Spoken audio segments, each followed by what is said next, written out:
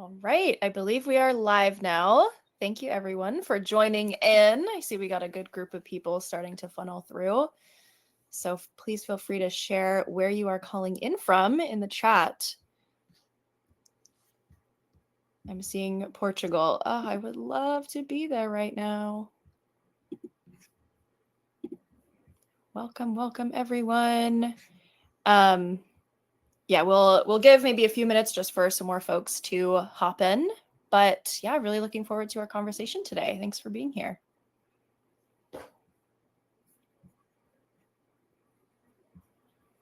Amazing. Brazil, I'm seeing in there. I am calling in from Canada. I am just a few hours north of Toronto. Maybe James, you want to share where you're calling in from? Yeah, from Long Island, New York. So hanging out on the East Coast. Amazing. Got that good summer weather happening right now. Oh yeah. Awesome. Starting to get a little rainy this morning actually too here, so we'll see. Oh, really? Just ignore it. It's not happening. Nope. Blocking it out. Yeah, I like to just gaslight the weather. Like, no, it's beautiful out. I'm gonna like go outside and do what I gotta do. It's summer. All right. Thank you, everybody, for hopping in here. My name is Sydney. I am our Senior Product Marketing Manager here at Rally. And yeah, super excited for our conversation today, James. This is actually the first AMA that I've hosted. So everybody be nice to me. Hopefully everything goes smoothly. And yeah, like I said, I am based a few hours north of Toronto in Canada. And yeah, thank you everyone for being here. And by joining today, I already know a little bit about you all. I know that you are committed to UX research. I know that you care about the UX research community. And I also know that you care about self-growth and consistently up-leveling in your career, which is why I'm super excited for our conversation with James today.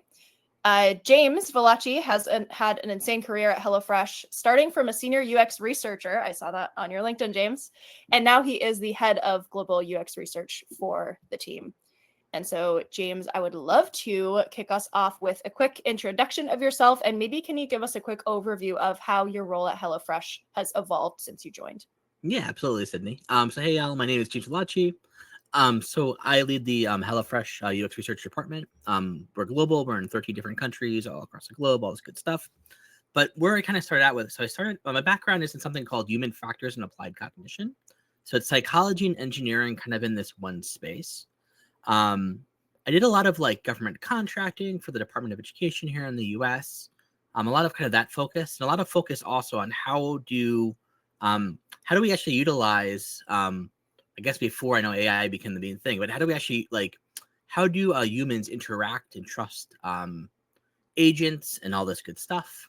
Anyway, I joined HelloFresh back in about 2018, so I'm getting up there, about 8 years or so, as the sole UXR for the company. At the time, research was kind of UXR specifically was kind of viewed as kind of this waste of time. Why are we doing it? It took a long time to do in the past and all this good stuff. And within a period of about 3 months, I was able to really turn kind of heads around. And again, the way that I did this is all by speaking product's language and really turning, research into a product. I want to also chuck it up to some luck, obviously. And that comes with everything, and every success story you hear. But a little bit more too around that. The idea here is that, what we're doing besides just kind of studying how, people consume food across the globe. How do we make sure that we are in the, delivering meal kits across the globe as well at HelloFresh? My major focus has really been on establishing and making sure that a lot of our recommendations and a lot of the output that we have is really utilized, right? Like it's not just kind of sitting on the shelf research, all this good stuff. Anyway, that's a little bit about me. The major focus right now that I have, so I went from essentially pushing out about 100 research projects a year in terms of scope. And now my major focus is on, enabling folks across the company essentially to really run research activities on their own, making sure that people also have a great access to knowledge and other utilizations as well to basically make this research machine that I've built up a lot more efficient and really run across across the company. So again, that's a little bit about me, a little bit about kind of our mission, all this good stuff. So. Amazing. Thank you so much, James. And by the way, everyone, as we go through this conversation, please drop your questions for James in the chat, and we'll be sure to tag those and come back to them towards the end when we get into the AMA segment of our chat today. So yeah, James, thanks again for the intro. I am very curious when you said initially that within the first sort of 8 months at HelloFresh, you started to turn some heads and like, what is the value of research within the company? I'm curious, maybe let's start with, can you walk us through how you did that? And to be honest, 8 months doesn't really seem like a lot of time. And I think this is top of mind for a lot of folks. So yeah, definitely curious about that. Yeah, absolutely. And also it was 3 months, by the way. It was 8 months from start to finish. But within those months, yeah, exactly, even quicker. Honestly, what I did was it's all about, so I guess the initial story there is when I started HelloFresh, there really wasn't any research. There wasn't any like established things. It was really just from like scratch, from the ground up. And really what I did there is I said, hey, you know what? Let's go and run a quick usability test. Essentially in having folks sign up for HelloFresh. So for those who also don't know about HelloFresh, essentially what we do is we deliver meal kits again across the globe. We're a meal solutions group. So we want to make sure again that we are essentially feeding folks and providing again meal occasions. So it's really important as well, especially with any kind of model and in e-commerce, their funnel, right? You want to make sure that people are able to sign up. You want to make sure you have a frictionless experience. So what I ended up doing is we ran a quick usability test. I pitched it as, there's no budget. I pitched it as an expensive sales call, an expensive sales call, so to speak, where I wanted to talk to a few folks. Anyway, I was able to, again, secure a very, very small amount to basically run the study. After running the study, we found that people couldn't complete a really, really important step. Again, these folks, the people I tested out, they had problems, completing one of the steps to actually be able to, have HelloFresh. So again, it was really very vital, so to speak. Anyway, what I did there is I framed that recommendation essentially in terms of like an A/B test. Again, I think it's no secret that, especially in the e-commerce world, right? We're all about A/B tests. We want to test these out. I actually look at A/B tests as just another kind of research method out there that we're really helping to implement. Anyway, after again setting up that, suggesting this A/B test, it led to a very large financial impact, positive financial impact, very successful test. And since then, I think it really showed that, hey,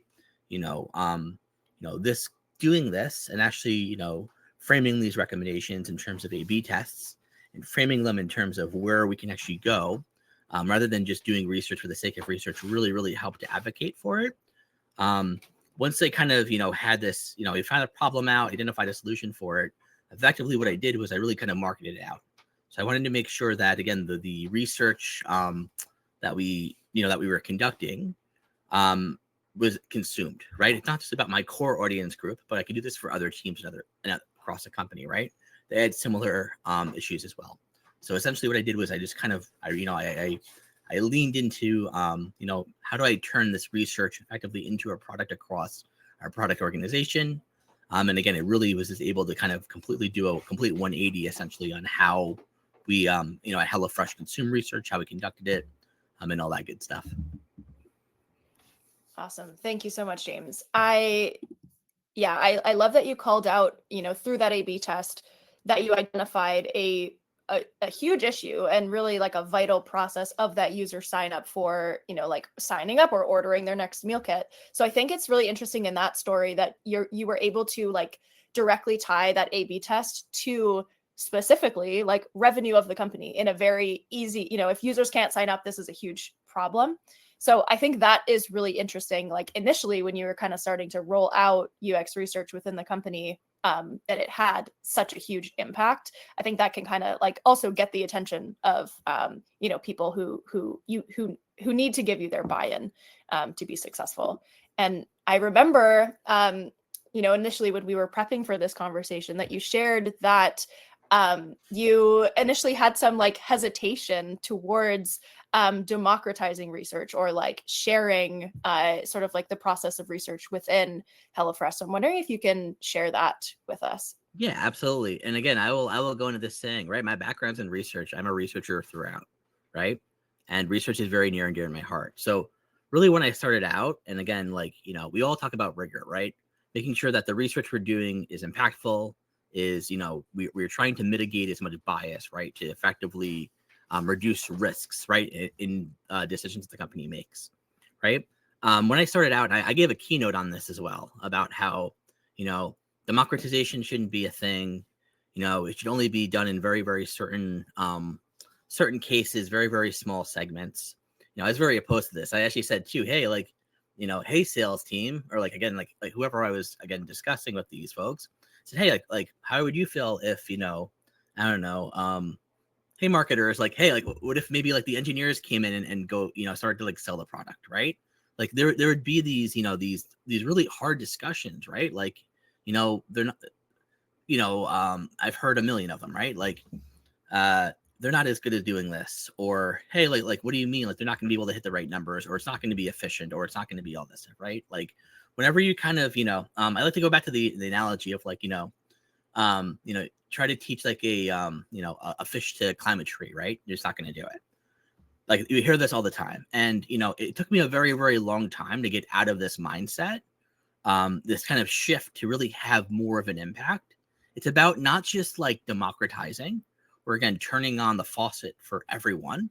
It's about establishing a set of guardrails.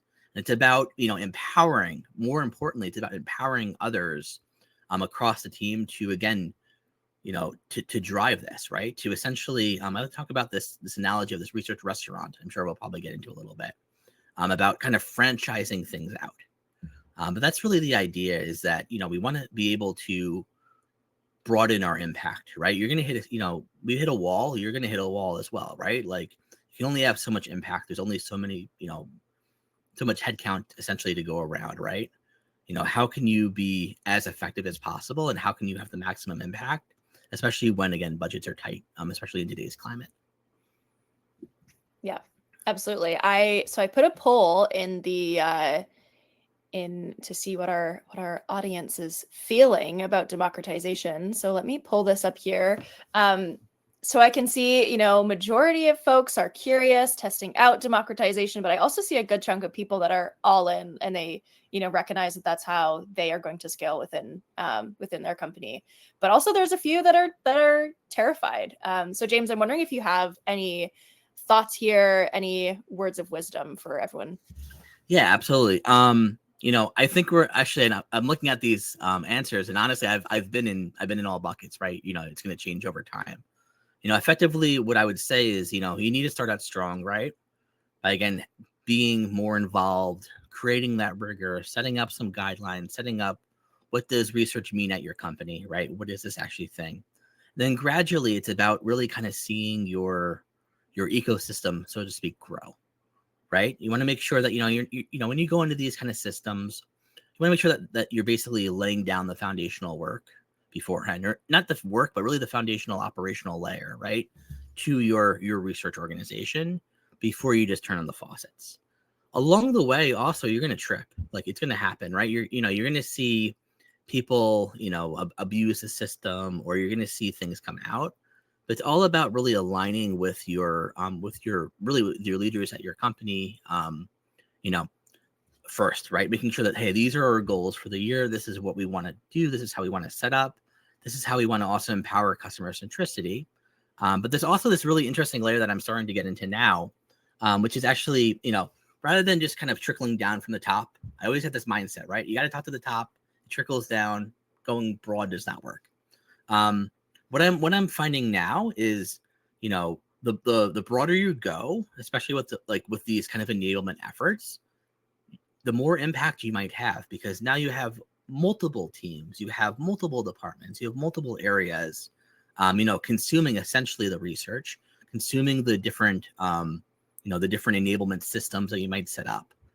Essentially, what we're doing at HelloFresh is we're building out similar to research operations, we're building out a research platform effectively for basically the whole company to kind of jump upon. So that's how I would respond to that one. Perfect. Thanks so much for that. It's interesting that you say, you know, that you've been in you've had all of those answers at different times. So I think it's interesting, and like you are living proof that that is possible. And you know, you sort of as you grew research at HelloFresh, it's sounding like you understood what that value of democratizing the research practice looks like and how to do that effectively so that you can still have sort of like that oversight and that control, but essentially like exponentially multiply your impact by doing that in a way that's clear for the company in terms of like how they can run their own research essentially. And yeah, I appreciate that you brought up your research restaurant analogy. I think that's a really interesting one. And I know we also chatted about the concept of like a research meal kit, you know, with being able to provide researchers or non-researchers at HelloFresh with the tools to run their own research in a controlled way. So can you unpack that analogy just a little bit more for us? Yeah, I'm going to unbox it for you. So let's do this. So essentially, let's talk about setting up your own research restaurant real quick. So the way that, again, HelloFresh being a meal kit company, all the good stuff, right? It comes along with food. So effectively, to run a restaurant, right, you're going to have cooks and you're going to have chefs, right? These are essentially your researchers. You're also going to have customers who are all of your stakeholders, right? The chefs essentially, right, are the ones serving out these different research dishes or these different research projects. And to make sure that a dish is effective for your customer or for your stakeholder, there are different ingredients that have to go into it, right? Your stakeholders might be, again, or your customers may have an allergy or a preference, right? This is very important. So whenever you're delivering a research report or you're delivering a research project, making sure that, you know, is it a preference of maybe spice level? Do they prefer, you know, a hot, you know, some hot takes, or is it more of a slower burn, right? Do you want to make sure that you're kind of building up? Similarly, if they're an allergy, let's say maybe they're allergic to pork or shrimp or whatnot, you want to avoid that at all times. And these are kind of those really those roadblocks, right? Where you've had these conversations before, the ball's just not moving. You got to figure out a different approach. What can you substitute? What protein can you substitute in outside of that allergy to make sure the dish still hits the mark? So there's all these different ways of kind of navigating. But anyway, the idea behind the research restaurant, again, is, you know, the researchers are cooking up these insights and these dishes for all these different stakeholders. So that's kind of the idea, right? And you always want to have this initial research restaurant running, right? This is, again, that bread and butter, so to speak, of, you know, of delivering, you know, research directly to the company. Now with any restaurant, it can get really expensive, right? To run multiple restaurants, right? To kind of build up multiple locations, right? And certain locations don't always work.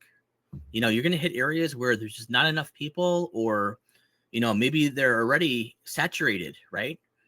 With other restaurants that are around, or with other different areas, right? That's just how we're building out things. So the idea is that with platform, we're essentially franchising this restaurant a little bit. Now, the idea with this is we are now enabling, again, cooks essentially, right, to come in, use these tried and true recipes that we've created, and to replicate, right? But the idea behind replication is you want to make sure, again, across all of your franchises, that the food is the same. Let's say maybe you go to McDonald's or something along those lines, right? Whatever sort of franchise you're going to, you know what you're going to get. Is it high quality food all the time? No. Is it good food? You know, is it tasty all the time? Maybe, maybe not, whatever, depending on, right? But it's never going to hit the mark of those dedicated restaurants. And that's okay, because there's still a large job to serve, right? There's a reason why, again, there's franchises that pop up all the time, right? Or that again, people franchise, is because they work, right? They work for those in the moment where you don't really care too much about necessarily what you're getting. Or again, like, you know, they all work off a different basically value prop. So the idea there is basically, you know, once you set up your initial research restaurant, now what we're exploring with this whole enablement movement is really, again, franchising out. What can we sacrifice? How can we make things quicker? And again, where do we also say no of, hey, you know what, that's just not on the menu. We're just not going to replicate this. It doesn't work out in this setting with the equipment that's set up as well. I love that analogy. And I saw a comment from Kyle, who leads research at Easy Cater, that it's very relatable there. And I think there's so many parallels that you've drawn for us, James. Like, I really like how you talked about, specific users having allergies and preferences, and that, democratization in this analogy is not just, turning on the taps and letting people to be able to have the tools and the processes to make decisions while staying within the sort of like standardized, this is like, the franchise of the restaurant, this is what I have access to and what I don't. And then at the same time, creating a repeatable and predictable experience for participants that are involved. And I think that's also really important. So I'm curious, can you share some of the key ingredients, like tools, processes, people that have made this work at HelloFresh, and maybe some even like things that haven't worked?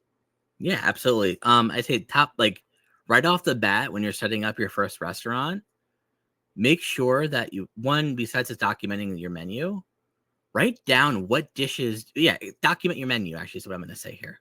What dishes have you served before in the past, right? It's like, I cannot emphasize this enough.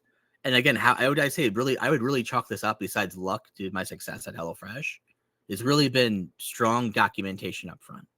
If you push out a dish or a research project, make sure that you're documenting it, making sure that you're classifying it.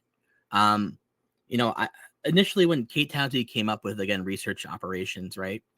I spoke to her back in I was fortunate enough to speak to her back in I think it was 2018 or 2019 actually, at a UXR, one of the first UXR confs. I think it was actually the first UXR conf. And she brought up this idea about these research repositories. And they're a great insights repository. We tried doing this before. It just didn't scale because there were so many micro insights.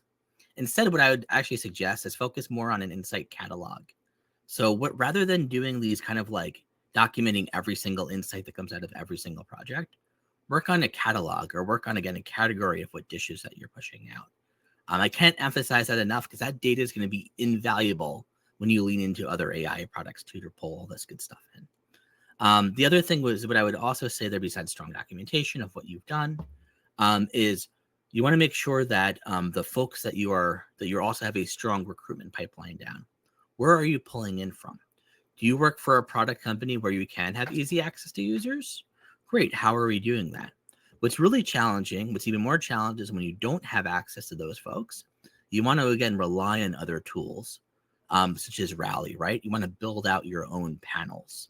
You want to make sure, again, that the people that you have easy access to. What roadblocks are you running into? A large challenge, even for ourselves, has always been CRM, right? Owned by a different team, owned by a different side. How do we kind of communicate these out? And again, it's important to one partner. It's also important to showcase, what you can do, right? Kind of when you're setting this up. So what I would really say is the strongest tool in your toolkit is absolutely just writing down your projects, cataloging what you have on your menu. That's really where I would chalk it up to, because without that data is going to be invaluable for you absolutely down the line. Because what you're also going to be able to do is replicate that study down the line when it becomes a little stale. That's what I would say. That's really that strong. If anything, that would be my my whisk, so to speak, or my wooden spoon. Love it. Amazing. I feel like, we can just continue to use this analogy for the rest of our conversation. It's so good. Perfect. That's awesome. I really appreciate you sharing, documentation and cataloging. I think that's super important. The other thing that I've heard in, previous AMAs and keynotes as well that I've listened to is continuously sharing what you're working on, the insights that you found across the whole company, and not even more than once. I think it's also okay to repeat things, because people are busy, they don't see messages, but I think that continuous sharing is just another kind of thought that I had as you were talking there. Yeah, no, absolutely. I can get upon that as well. What the other big key to success here is absolutely sharing your product vision broadly. What we've done is we host these company-wide insight shows, basically broadcasting what top insights we've had, across certain periods of time. And the idea is that, you make them fun, making them engaging, and you want to create these memorable experiences, right? Let's talk about, again, going back to the restaurant analogy. You want to make sure that your stakeholders are, one, remembering, right? how can you make sure that you're standing out from the crowd? How do you make sure that you have the best restaurant around, the most memorable one? And it's all about showcasing what you have across. So like I mentioned, we have these insight shows where we pull in our top insights, our top findings. And, we create things like interactive polls, videos, raffles, all this other fun stuff. So if anything, what I'd love to actually hear from the group, maybe in the chat too, is like, have you ever run like an insight show or like anything similar to that where you're showcasing things across the company? What kind of levers might you use or do you want to go forward with? I'd love to hear, other folks' input on that, because this is where we found success, and it's been a lot of fun too. Yeah, I love that. That's amazing. Yeah, Nicholas in the chat says repeat it until it resonates with someone. I think that's really great too. Yeah, I love actually that you mentioned raffles. I think that's like such a fun idea, having engaging polls. I think this is a whole other conversation that maybe we'll get into here, but I know we kind of talked about the concept of research having a GTM strategy and what that looks like. As we're kind of talking through some of those ways to engage folks within the company, it's sounding a lot like marketing. So I think that is a really interesting concept as well. But I'm going to pin that one for a second because we have a super interesting question in the chat here that I'm going to pull up as we're kind of talking about this research restaurant and franchising research across the company. So Caitlin says, I hear you saying you're enabling people across the company to do their own research. However, democratization often appears to be at odds with the concept of being indispensable. If anyone can do research, why do we need user research? And how do you balance these two seemingly contrasting things? So curious on your thoughts here, James. Yeah, great question, Caitlin. And I want to say too, this is something that I was very at odds with. And where I say is where it comes down to, is you're right. It's a balance. Is you don't want to enable necessarily too soon, but you also the other caveat is you don't want to enable too late. And this is really where I think lesson learned for myself here is, when you're turning on these, it's not necessarily about replacing a researcher. It's not about replacing a job. What it is about understanding where is your company directionally at, right? I always set this goal of having this massive research team, right? I got this scalable operations, all this good stuff, right? Have a whole giant research org underneath me. It's not about the number of headcount. It's about where you can have your maximum impact to show your company.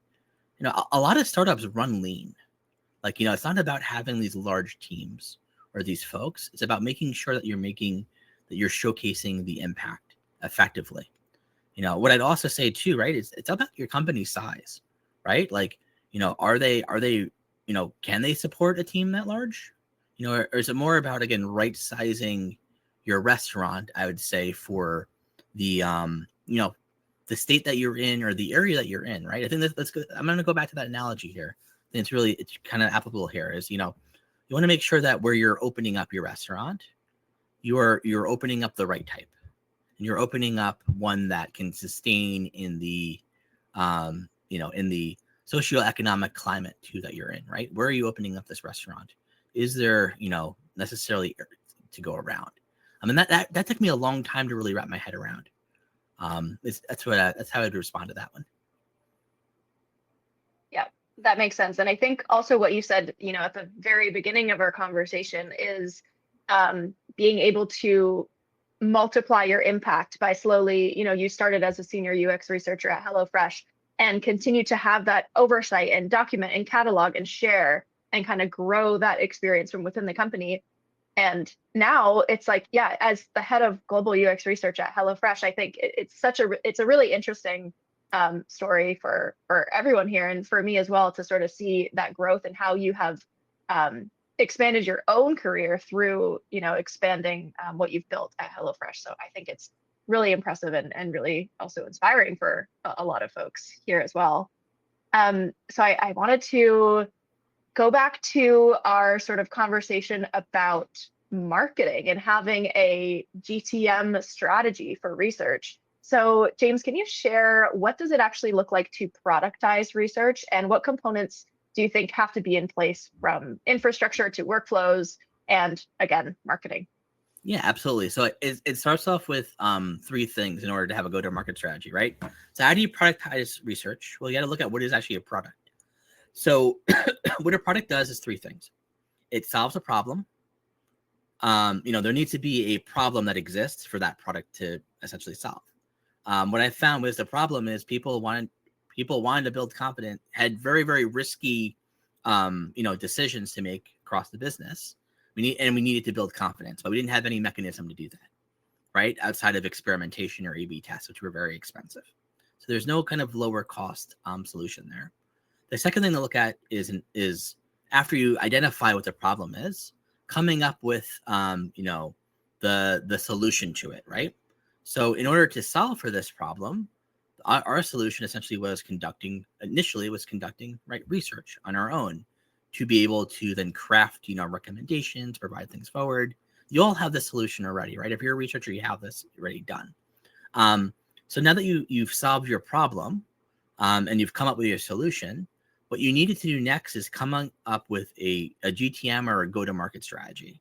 And again, there's products out there that can solve everything, right? Or that solve a certain, user need, so to speak. But they're not marketed well, right? We see these all the time come up. I'm sure you probably found these, these little, oh, wow, this is a great product, but why don't more people use this, right? Why don't more people know about this? Okay, well, it's great. I'm going to keep it all to myself. So what's really important with these kind of, if you look at research as a product or again as this research restaurant, how are you pitching it across the board? How are you advertising that, hey, come and see, come and go dine with us, so to speak? And again, what we want to come up with unique ways. I'll give you one right now that we did. So I mentioned these insight shows. So in our New York City office, this is really, as many people maybe have interacted with, they have glass doors into an elevator. So everyone had to exit this particular door to leave essentially for the day or come in. The problem was the freaking handle on the door. You didn't know whether or not you could push it or pull it because it had the exact same handle and it was glass. This is a classic example of a poor signifier, right? And poor affordance cue.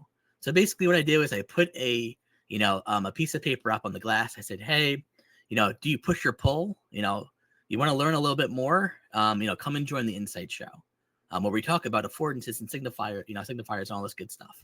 So it's just about kind of finding these, these kind of more, and what that did is it kind of made it go viral, right? Everyone was talking about it in the office, and therefore everyone came to, again, this, this Insight Show where we're showcasing things. It's just kind of making these fun moments, right? We coming up with themes for these things, right? So we might come in and do a Halloween themed one where we all dress up in costumes or whatnot. It had its own, it also had its own intro music. So the idea there is you want to kind of create a brand essentially around your research. What is it? How can people consume it? And, kind of break the everyday monotony, right? Of boring business. Make it fun, make it consumable, and make it memorable. So again, this is some ways to kind of develop some solutions on how to do these. Yeah, I love that. That's amazing. It sounds like kind of like guerrilla marketing, just getting people talking and having fun with it. I think that's really, really important and to grab people's attention. And it's also just super creative. And I think there's also nothing wrong. I mean, this is coming from a marketing perspective. I also think there's nothing wrong with engaging with the marketing team as well to maybe create a custom brand for the research within the company. I think that, is also something that marketing would be very happy to support. I know I definitely would. That's super fun. I love also the concept of thinking about it sort of identifying the problem, coming in with the solution, and then building that GTM strategy around it. And I think that ties back to what you did within the first 3 months at HelloFresh, on sort of that smaller scale is you did that A/B test, identified a problem, figured out the solution, and continued to scale the program from there. I think that's really, really interesting. And we have a question here from Sarah. I will pull it up on the screen. They say, I've had trouble implementing a research roadshow. I've been told to stick it in a SharePoint. Started to incorporate some comics and memes, love that, into my decks, but I would love to learn how you do the interactive showcase, particularly with the digital and global time zones. And can you share more? Yeah. Number one, record it is what I would say. Async to solve the global thing. This is how we've done it is We have a time that works for 2 of the many time zones we have, the largest overlap. And I'd also cater it towards where the most people right now kind of consuming your research. That's number one, is what I would do. The other thing is, I love the idea of the memes and the decks and like the comics. Whatever channel you're using to also communicate, whether that's maybe Slack or, or Teams or whatnot, you can create your own channels for this, right? And kind of drive interest that way as well. That's what I would say is utilize other thing with marketing, right? What are your different channels to reach your audiences? How might you create those memorable impressions? So maybe you create a teaser for the deck. Hey, come on, check this out. Or you pitch a sneak peek. I think there's all these different ways to also think about this now. Like, I don't know, maybe turning a researcher into kind of more of the marketing lens. Try to think about the different channels that you have. That's where I might try to maybe try to hop in a little bit on these. So I would say, recording it, sharing it async, and coming up with how are you going to address the different channels as well that you might have access to your stakeholders for. Yeah, perfect. I also think, let me just get rid of this question off our screen here. I also kind of think that there is, like I said, I think partnering with marketing is something that's super interesting, and also kind of pulling inspiration from other departments within your company, but also other industries. Like I think of, marketing, we're running this AMA event today and we're trying to keep it engaging with our polls and our chat. And it's like, maybe that's something that could be applied within research as well. So I think there's like a few different areas to pull inspiration from there. But Sarah, hopefully that answered your question. We do have some other questions that I want to pull up, but maybe actually, James, can you start by sharing? So, you kind of talked about productizing research and creating the research platform that you're working on at HelloFresh. How do you measure the success of that, and what signals tell you that it's working across the org? Yeah, absolutely. So, where it comes down to, at least on the platform side, is how many people are actually using it. How many people across the company are engaging, doing it themselves, what topics are being studied, and really what you're doing there is you're championing the organizations. Like I mentioned kind of this before about it's important to go high, but it's also about going broad now. So what we're doing there is we're really focusing, more broadly. How can we provide testimonials? And really the biggest thing now is like, we're doing interviews, but we're not doing interviews necessarily with our customers. We're doing interviews on our stakeholders. I can't stress that enough. If everyone has this in your skill set, you can do IDIs. Do IDIs with your stakeholder. Check in. Where are they thinking? Do this with them. Like, talk to them. See where they're going. And we provide different consultation, all this good stuff too, to like try to make sure again that these things are launching. So it's basically all about reporting now, right? How are people utilizing your product? And you're coming up really with your own product reports, right? And your own analysis effectively on how effective, the different programs that you might have set up have been. Again, I also don't want to lose track of, yes, you do also on the same time, have this larger focus on the team that's doing the research, right? Like the main core researchers. So it's important to kind of balance both. And you might also identify opportunities and overlap too, right? Maybe something that was found in an enablement program might be applicable to someone studying things, or vice versa. And again, that's really where that knowledge management piece comes in, right? Of documentation. We also really strongly document all the enabled pieces as well. Again, that's vital. Yep. Yeah, totally. I think that it's really helpful to think about research as its own product and like consider what kind of metrics you need to be tracking as if you were creating a product. Exactly what you said, James. I think it's kind of easier to, when you think about it that way, to like wrap your head around it. But I'm wondering if we can go a little bit deeper here. Jacqueline has a question. What metrics are you tracking for democratized research projects, and how do you balance scale with quality? Yeah, great question.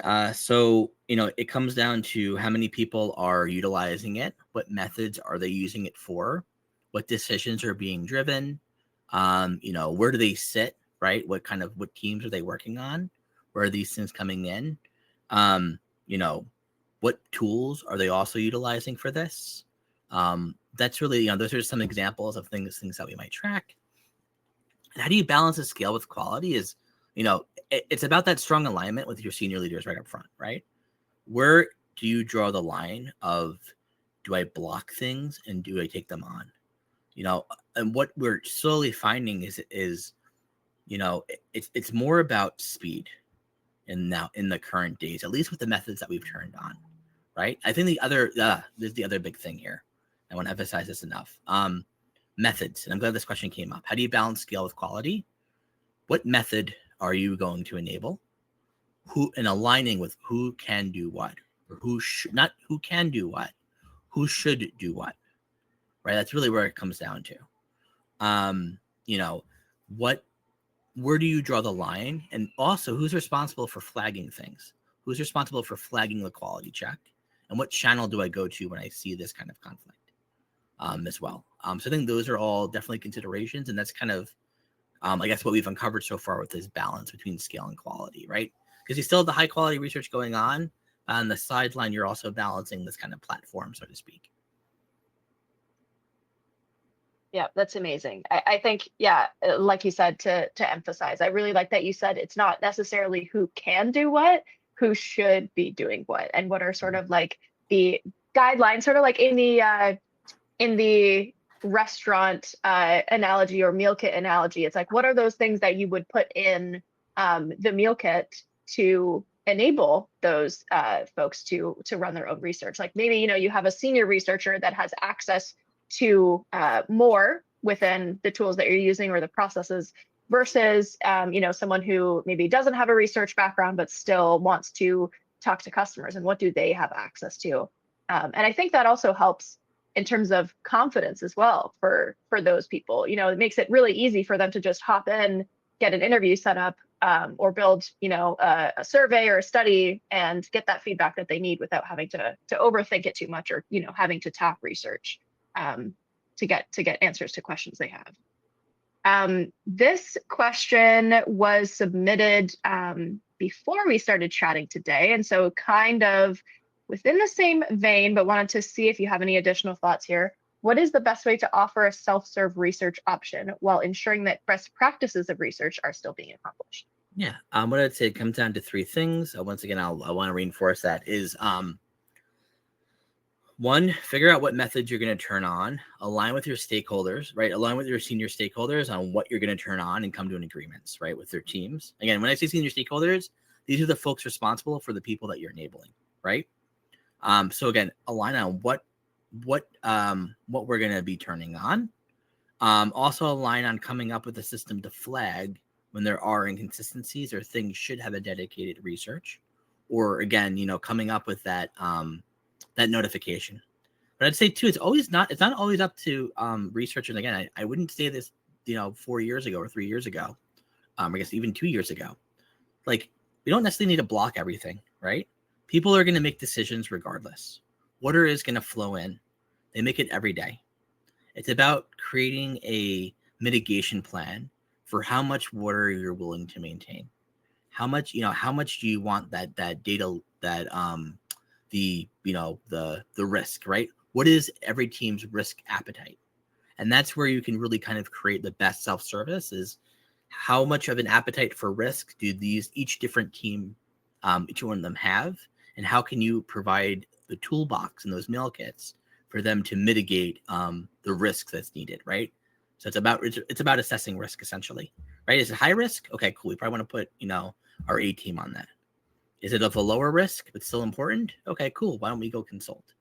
Or why don't we provide, again, a route to enable folks to do their own? So that's where I would say kind of that's definitely a good way to really approach this. Yeah, perfect. And I think what you said, the risk appetite, which is also funny, like as we're talking about restaurant analogy. So the risk appetite looks different across teams, but I think it also can be different across different companies as well. Like I think this looks different for different teams, and sort of like how, what the research strategy looks like today and what you want it to look like. I think that's also, it's going to look different, I think, for every company as well. There's another question here, sort of in the same vein as democratization that we've been chatting about from Andrew. What does the foundational layer look like for building up this kind of research function? And how do you know when it's in a sufficient enough state to move to the next stage of scale? Yeah. What I know that I definitely also direct your attention towards the Rally. I know we collaborated on this before, is the research operations maturity model, which I think definitely provides a little bit more about kind of moving to different stages. So definitely check that out if you haven't done already. Now I contributed that as well. A lot of good insight there. But what I'd say is that foundational layer look for building up a research function. For me, again, the biggest thing is, do I have a way to pull up past research easily? Am I able to look at a catalog of things coming in? And do I have an idea of what the top, problems are in our user experience, and what things we've done already to, to basically look at that. What I'd also say comes into this also is what research, I think something else that we don't talk about enough, I think in this field, is about research saturation. How much of a topic area have we already researched and looked at, where we're ready to move on to the next? Is this area saturated with findings already? And I think that's really where to move on, right, to the next area, or again, the next scale is really what I would say. Perfect. Yeah. Thank you. Thank you for answering that. And I know we have covered a lot today in terms of, building out this research function that is self-serve and democratized, and what are these layers that go into building that. And it's a lot of work. I know that you've been at HelloFresh for just over, I guess, almost 7 years, over 6 years at this point, and have, so obviously this didn't happen overnight.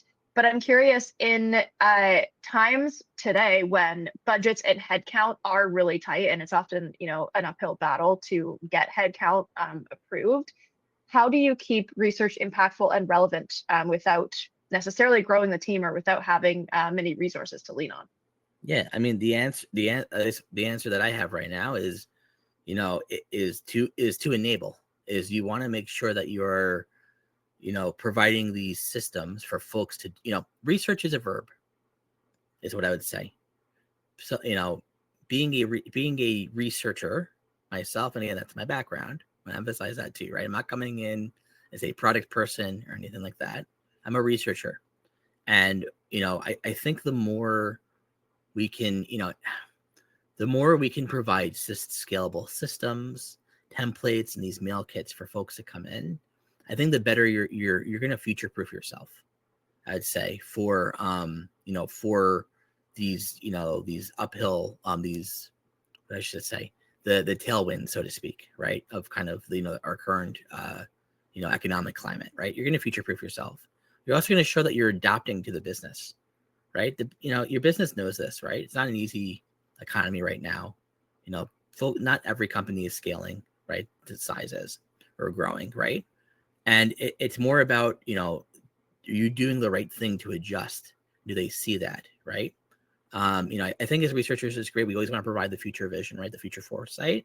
And I think by, again, adjusting our practices to adopt to this, I think the better our org will be. It's not easy. It's tough, right? Saying, hey, it's not about hiring more researchers. It's about providing scalable systems. But I think it's a smart move for folks to, begin adopting this mindset. Like I said, I was super skeptical. You wouldn't catch me 2 years ago saying, oh, hey, let's go and give away the keys to the kingdom, so to speak. I saw one of the comments come up. But, the castle's lonely, and I think it's about, inviting folks in a little bit more as well. Yeah, I love that. And I love that, you are talking about enablement is one of the key pieces to this, and the concept that research is a verb, and being able to adapt to the business, and also make sure that you have company goals at the center of what you're building. But I also really love that you tie that into future proofing yourself and continuing to get buy-in and build trust among stakeholders. I think that's also really, really important. So I think there's two pieces of it. Is yes, the business will benefit from the work that we're all doing, but it's also building your brand for yourself, and making sure that you have projects and experiences that you can talk about. It's like, yeah, I led that, and I did that. I think that's also really important in sort of like the climate today. We have about 10 minutes left with James. The hour went by so quick. And so I'm seeing some questions in the chat here. So maybe we'll just like bounce around and pull up a few of these. I actually wanted to talk about, there was a good question in here. Let me see if I can find it. There we go. How closely do you and the research team work with other teams like marketing, CS, data science, et cetera? I think this is really important as we sort of talk about collaboration and self-serve research. Yeah. What I would say is I've gotten a lot closer with those teams over the years. Initially, not so much. Initially, we're again working a little bit more closely, but I think the continued success is all about partnering cross collaboratively, right?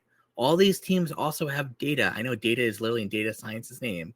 They're awesome, and I would suggest working with folks. But like again, what it comes down to is, everyone across the company, and that's what I will say, everyone's trying to de-risk the decision, right? They're making these business decisions every day. Let's go help them. Let's go and provide frameworks, and let's go and get answers that they need. And again, enable folks to get them, to essentially self-serve themselves as well. And again, they're really fun partners. So that's what I'd recommend on that one. That's amazing. I'm also curious in the chat if anyone can share maybe some creative ways that they are working with these departments within your company as well, especially James, as you called out data. It's so important across these teams. There's another question here that I'm going to pull up. How do you collaborate with research operations to enable research democratization? And I also want to add to this question. I'm curious, James, can you just very clearly highlight for us what role research operations plays in research democratization, and also just like why it is so critical? Heavy. So what I would say is the other flavor of success, so to speak, is I did invest really, really early on in ResOps. I was fortunate enough again to find Kate Townsend back in like 2018, 2019, during that first UXR conf. And what I would say is it's essential. There have been, again, I see Heather S in the chat here as well. We've had very strong collaborations with with research operations, and this function is vital to get anything moving. I'd say they go hand in hand, right? Is you want to be able to set up the foundations, and the way that I look at it is ResOps is already doing this for researchers and partially for non-researchers. The researchers themselves can work directly with the research operations folks to jump on and scale and provide more of, again, the groundwork. But they go hand in hand. Yes, we collaborate. They're part of the team. And I argue too that, they are the team, so to speak, in order to accomplish, especially these larger democratization efforts. Yeah, thank you. Thank you so much for that. And I think, everybody in this call, we all know the value of research ops and investing early in research ops. And I also think you don't necessarily need and I don't know, maybe people will fight me on this, but I don't think you necessarily need a dedicated research operations person if you have someone that knows what they're doing and knows how to support, and that function still exists within the company. I think the function of it is the super, super critical piece of that. Because the other thing, sort of as we're tying it back to budgets and headcount, if you can't get the budget for a research operations person, I feel like, stepping back and saying, oh, well, guess we can't have that. I guess we can't have research operations. I think that's a mistake. So thank you so much for your response there, James. We have a few more questions, 5 minutes left. There is an interesting one that was also submitted previously. I'm going to see if I can find it here. The question is, someone is curious in your full suite of software to accomplish democratization. So can you share a little bit about that? Yeah, absolutely. So what it comes down to is, for our library, again, we're primarily using Confluence, right? And what I'd say is anyone who, wherever your product documentation is, that's probably where you want to jump in. We are also utilizing, obviously, Rally here, to help out with, again, these smaller panels, as well, these kind of harder to reach populations. I'm going to give a quick plug out to Sprig, which is definitely one of my preferred vendor for heat maps, recordings, intercept surveys. If you have access to your customers, or if you're easily able to look at kind of events and attributes, they're absolutely top notch. And I definitely recommend them. Definitely fall into our toolkit. That's what I would say for now.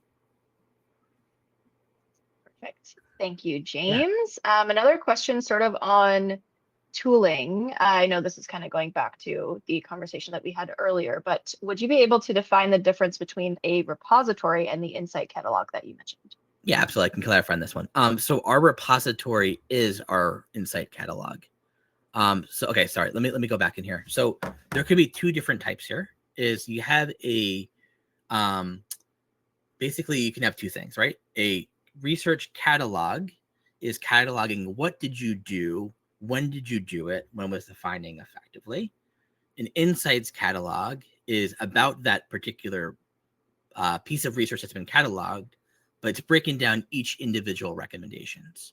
So it's just like, we ran this study and we found X, Y, Z, right? A, B, C, D, E, on the whole thing, right? So that's where it comes into. And again, the insight level is very difficult because there's so many things kind of coming up. They might also not be documented. A lot of times you run something and then, oh, that's actually applicable to this area, right? Or again, you need to talk to the researcher to kind of figure that part out. That part was not scalable at the time. That's why I'd say suggest focusing more on the catalog level. If we ran this was the outcome. This is where you can kind of find more data on. Perfect. Thank you for clarifying that. Appreciate it. Okay. Another question here, while we still have a few minutes. I'm curious your take on this, James. In the ever-changing world of AI, what skills or processes should researchers be leaning on to stay ahead? Yeah, I think this is absolutely vital. Like I mentioned, kind of this, this knowledge base. So like, make sure that you're documenting your findings, and again, maybe thinking about creating things to search and scrape those findings. That's something that again I'm heavily invested in and really kind of looking into. I also think again, before you had to write up like Python scripts to like scrape and cluster and run like, PCAs, to like principal component analysis, and EFAs, exploratory factor analysis, to like figure out where kind of the trends in your data sets, like in where are things related, essentially what kind of relationships are being created. It's clustering, right? Now that can all be done, again, with the help of AI, like very, very quickly. You no longer need to do these. So that's what I would say is leaning in there. I'd also say like learn like prompt engineering too. There's all these different platforms, right? All these different agents to kind of lean into. The better your prompts, the better you'll be. That's what I would say is really kind of lean in, like embrace it. I know that, there's also this other thought about, oh, AI is replacing us. I know I mentioned kind of my background with human factors applied cognition and kind of working with agents before. There's this whole debate of self-driving cars back in like 2014, 2013. The conversation in the room was, okay, cool. Like we're going to replace, like it's going to be gone in 3 years. There's going to be no automobiles left. That hasn't happened, right? Last I checked, right? Still going to that gas station. Or again, charging ports are being ripped out in some places. But like, basically what it comes down to is there's something called in the loop versus on the loop when it comes into, again, automation. So essentially when you're in the loop, you are effectively the machine and like you're doing the thing, right? Like you're part of the process, versus again, being on the loop where you're controlling essentially the loop, or again, you're controlling that part of the process. And when it comes to, again, AI and agents and automation and all this stuff and trust and automation, our jobs are shifting gradually. Instead of being in the loop of just doing that stuff, right, to more on the loop of monitoring and making sure, again, that that loop is working effectively and it's providing the results back to you. So I don't think researchers will ever be replaced, but I think where it comes down to is research. Some research pieces of research are going to be automatized, but you still need to have those QC checks. So I think that's kind of where we're heading towards. Yeah, that's super interesting. And I know we're at the top of the hour, but I put this poll in the chat anyway. Let me see if I can try and pull it up here, because yeah, I think there is a lot of super, is this question? There's a lot of super interesting thoughts about AI. And so yeah, interesting to see here that actually a good majority of folks are concerned that researchers could end up being replaced. And losing human nuance is also a big one there. So I think, yeah, there are concerns, but I think, you know, hopefully James, everything that you've shared today has been super, super important. And so thank you so much for highlighting the importance of research and research ops in, you know, making it indispensable at the company, but also tying it back to those company problems, building a solution, and just ensuring that the research is valuable across the company. Yeah, as you build your research platform at HelloFresh. So thank you so much for chatting with me today. I really, really enjoyed our conversation. Lots of really great insights coming out of this. You can connect with James on LinkedIn and yeah, reach out to us if you have any additional questions.